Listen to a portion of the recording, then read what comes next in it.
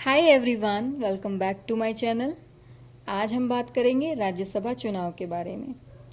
देश में 8 राज्यों की 19 सीटों पर राज्यसभा चुनाव हुए हैं, जिनमें राजस्थान, गुजरात, मध्य प्रदेश की 3-3 सीटें, झारखंड की 2, आंध्र प्रदेश की 4, मेघालय, मणिपुर और मिजोरम की 1-1 सीट पर चुनाव हुए हैं। आइए समझते हैं कैसे चुने जाते हैं राज्यसभा के सदस्य। किसी भी राज्य से चुने जाने वाले राज्यसभा सांसदों की संख्या उस राज्य की जनसंख्या के अनुपात में तय की जाती है। इन सांसदों के चयन के लिए जो वोटिंग प्रोसेस अपनाया जाता है वह लोकसभा चुनाव से बिल्कुल डिफरेंट होता है। दरअसल राज्यसभा के सांसदों को जनता सीधे नहीं चुनती है, बल्कि उसकी तरफ से उसके प्रतिनिधि यानी कि विधायक ऐसा करते हैं। इसलिए यह एक अप्रत्यक्ष चुनाव होता है। सिर्फ विधानसभा के सदस्यों को ही राज्यसभा चुनाव में वोट देने का अधिकार होता है, विधान परिषद के सदस्यों को नहीं। राज्यसभा संसद का स्थायी सदन है। इसका मतलब यह है कि लोकसभा के विपरीत ये कभी भंग नहीं होता। इसके 1/3 सदस्यों का कार्यकाल हर 2 साल बाद खत्म हो जाता है और उनके स्थान पर नए सदस्य चुन लिए जाते हैं। समझते हैं क्या है राज्यसभा चुनाव की पूरी प्रक्रिया। राज्यसभा चुनाव में विधायक यानी एमएलए हिस्सा लेते हैं, विधान परिषद के सदस्य नहीं, जैसा मैंने पहले भी बताया। राज्यसभा चुनाव की वोटिंग का फॉर्मूला आप अपनी स्क्रीन पर देख सकते हैं। किसी राज्य की राज्यसभा की खाली सीटों में एक जोड़कर उससे कुल विधानसभा सीटों को डिवाइड किया जाता है। इससे जो संख्या आती है फिर उसमें एक जोड़ दिया जाता है। चलिए इसे एक उदाहरण से समझते हैं।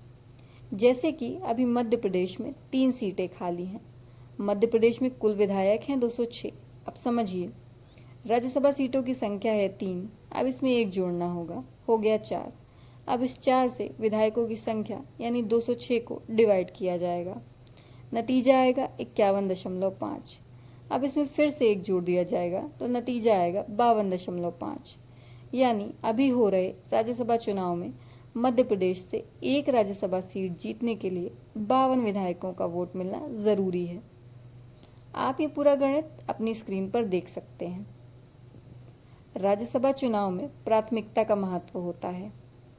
विधायक सभी सीटों के लिए वोट नहीं करते हैं। अगर ऐसा होगा तो केवल सत्ताधारी दलों के उम्मीदवार ही जीतेंगे। प्रत्येक विधायक का वोट एक बार ही गिना जाता है, इसलिए वे हर सीट के लिए वोट नहीं कर सकते।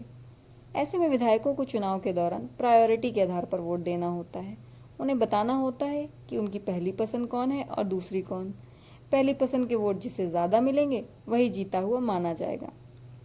एक बार फिर से मध्य प्रदेश के उदाहरण से समझते हैं। जैसे मध्य प्रदेश में बीजेपी ने 2 उम्मीदवार उतारे हैं।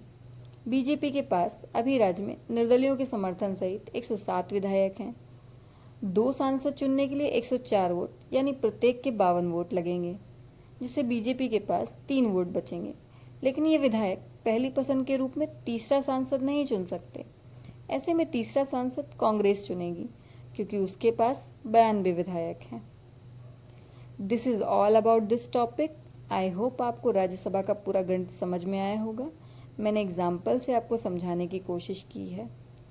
अगर आपकी कोई क्वेरी है तो आप कमेंट बॉक्स में कमेंट भी कर सकते हैं। अगर आपको वीडियो पसंद आ रहा है तो आप कमेंट बॉक्स में कमेंट ज़रूर करें। Thanks for watching my video को लाइक करें, शेयर करें एंड चैनल को सब्सक्राइब करें। And also don't forget to hit the bell icon. फिर मिलते हैं एक नए टॉपिक के साथ।